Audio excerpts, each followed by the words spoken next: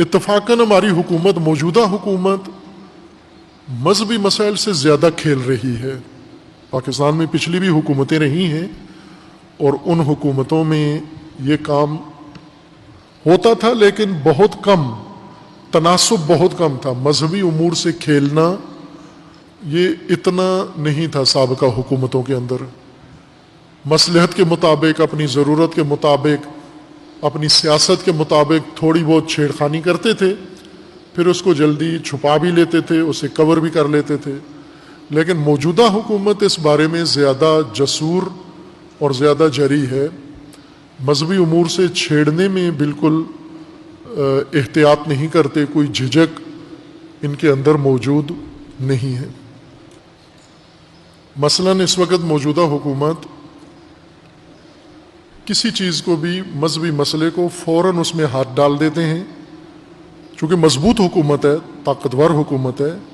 تدبیر کے لحاظ سے ناکام حکومت ہے، حکومتی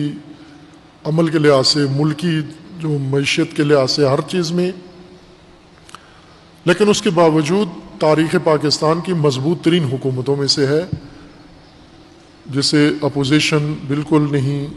ہلا سکتی، کوئی اندرونی بیرونی طاقت انہیں کچھ بھی نہیں کر سکتی، اتنی مضبوط طاقتور ہے۔ اور جس کے اندر اتنی طاقت کا احساس ہو وہی اس قسم کے کام کرتے ہیں، خطرناک جگہوں پر جا ہاتھ ڈالتے ہیں۔ حکومت کو جن مذہبی امور کو کنٹرول کرنا چاہیے وہ فرقہ واریت ہے، وہ مذہبی منافرت ہے، اور وہ مذہب کے نام پر غیر مذہبی سیاست ہے، اور مذہب کو بدنام کرنے کے لیے بہت سارے حربے ہیں جو کھلے بندوں ہو رہے ہیں۔ لیکن حکومت آ کر جن چیزوں کو چھیڑتی ہے یا بیرونی دباؤ کی وجہ سے، ایک جیسے نصاب چھیڑ دیا اور دینی نصاب کو چھیڑ دیا۔ پہلے پنجاب پارلیمنٹ میں ایک بل بنیاد اسلام کے نام سے پیش کیا جو پاس نہیں ہوا،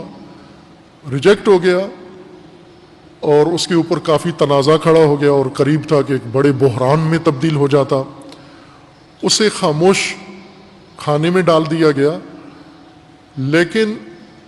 وہی بل ہو بہو حکومت نے بلکہ مزید اس کو زیادہ گاڑھا کر کے، غلیظ کر کے نصاب کا حصہ بنا دیا ہے۔ یکساں قومی نصاب جو بنایا ہے تعلیم کا، وہ بل اور زیادہ مزید اس کو تند کر کے نصاب کا حصہ بنا دیا ہے، اور ظاہر ہے کہ وہ ایک فرقہ وارانہ بنیاد فراہم کرتا ہے تعلیمی نصاب کو، جس پر ہر طبقے نے اعتراض اٹھایا،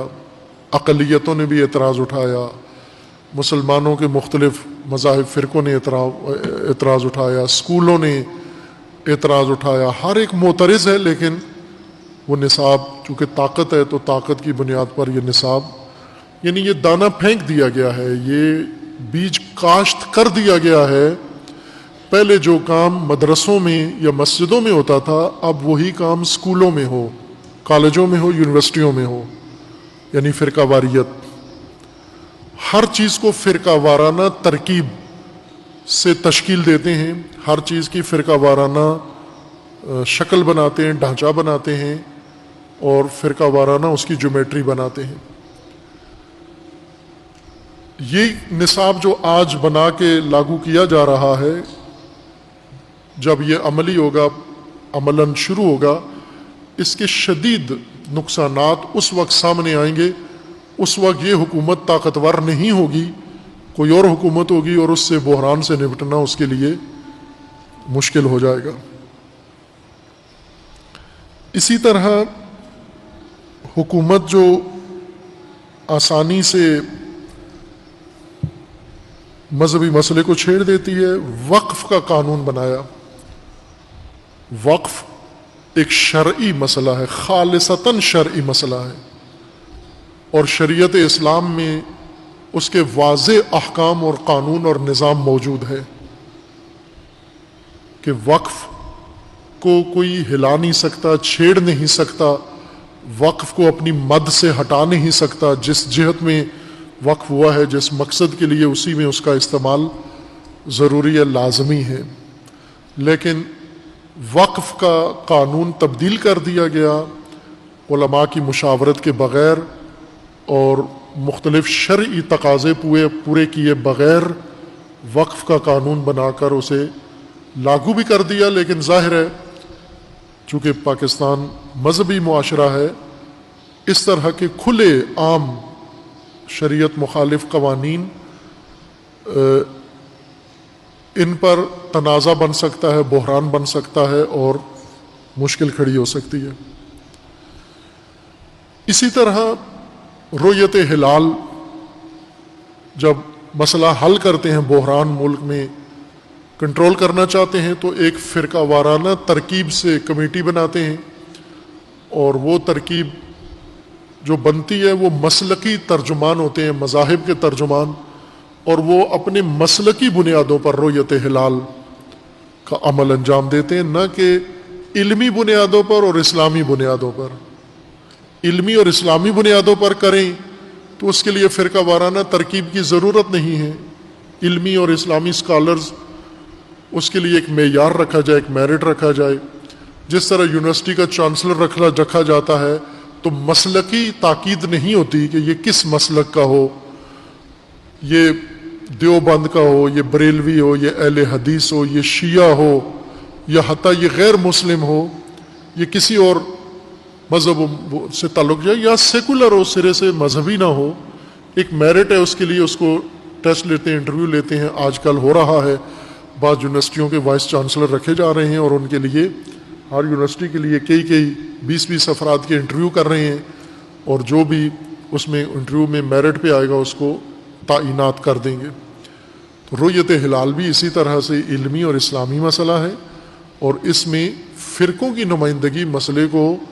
الجھاتی ہے کہ کبھی دیوبندی نمائندہ بناتے ہیں، بریلوی نہیں مانتے، جب بریلوی چیئرمین ہوتا ہے دیوبندی نہیں مانتے، جس طرح اس سال ہوا اور ہر سال ہوتا ہے۔ یہ بھی ایک چھیڑنے والی بات ہے۔ اور اب تازہ ترین کام حکومت نے یہ کیا ہے کہ نماز جمعہ میں چھیڑ شروع کی ہے کہ نماز جمعہ کا خطبہ باقاعدہ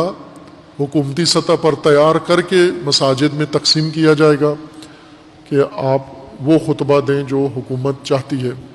اسلامی نظریاتی کونسل کو یہ اختیار دیا گیا ہے کہ وہ جمعے کے خطبے تیار کر کے خطبہ جمعہ کو دیں۔ خوب یہ وہ مسائل ہیں، معلوم نہیں کیا مصلحتیں ہیں ان کی، کیا حاصل کرنا چاہتے ہیں، کس چیز کو کنٹرول کرنا چاہتے ہیں، اور ان امور میں مداخلت سے مسائل کو، فضا کو تشویشناک بنا دیتے ہیں، پھر واپس آنا پڑتا ہے، پیچھے پسپائی اختیار کرنا پڑتی ہے۔ جیسے انہوں نے کیا فرانسیسی سفیر کے مقابلے میں ہونے والے احتجاج میں، معاہدہ کیا، معاہدہ کر کے کہ ہم سفیر نکالیں گے، پھر معاہدے پر عمل درآمد جب واضح ہوا نہیں کرنا چاہ رہے، جن کے ساتھ معاہدہ کیا تھا وہ ایک تنظیم ہے ملک کے اندر، اس کے ساتھ معاہدہ کیا، حکومت نے معاہدہ کیا، اور اس معاہدے کے اوپر عمل نہیں کیا۔ جب انہوں نے خلاف ورزی پر احتجاج کی کال دی، ان کے لیڈر کو پکڑ لیا، پھر اس لیڈر کے لیے جو دھرنے ریلیاں ہوئیں اس میں قتل و غارت ہوئی، تو انہیں کل عدم قرار دیا۔ کل عدم قرار دینے کے بعد پھر دوبارہ بیٹھ کر مذاکرات کر کے، معاہدہ کر کے، اور مزید ان کے لیے یہ کیوں کرتے کیوں ہیں؟ شروع سے ایسا احمقانہ قدم کیوں اٹھاتے ہیں جس کے بعد اتنی پسپائی اور اتنی رسوائی جھیلنا پڑے؟ پہلے ہی سوچ سمجھ کے قدم اٹھائیں کہ اس موضوع کو چھیڑنا آیا مصلحت ہے یا نہیں ہے۔